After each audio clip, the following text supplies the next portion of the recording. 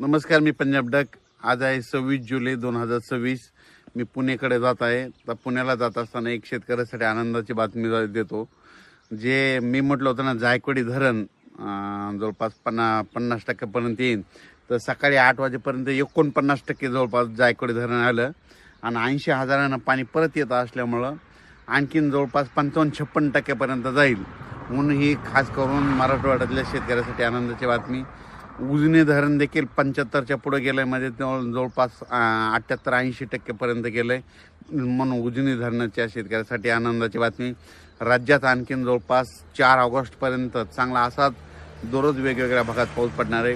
पण एक चक्रीवादळ येत असल्यामुळं आता काय होईल, परत एक चक्रीवादळ येईल. ते पूर्व विदर्भातून पश्चिम विदर्भाकडून इकडं जळगावकडून असं परत उत्तर महाराष्ट्राकडे जाणार आहे.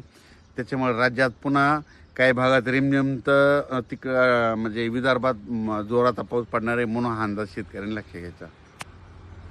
नाशिकचे जे भागातले जे शेतकरी त्यांना एक सांगू इच्छितो की आणखीन 4 तारखेपर्यंत पावसाचा जोर असा चालू राहणार आहे. म्हणून हा अंदाज त्यांनी लक्षात घ्यायचा.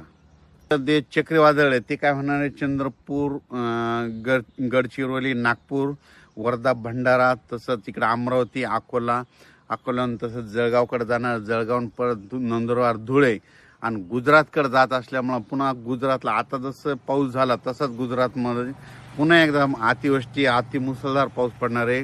म्हणून गुजरातच्या जनतेने देखील अंदाज लक्षात द्यायचा. कारण की गुजरातला पाऊस पडत असल्यामुळं ते पाऊस उत्तर महाराष्ट्राला पडणार आहे. म्हणून उत्तर महाराष्ट्रात पडला तर परत आपल्या अन्नद्याला पाणी येणार आहे. म्हणून हा अंदाज महाराष्ट्रातल्या शेतकऱ्यांना लक्षात घ्यायचा.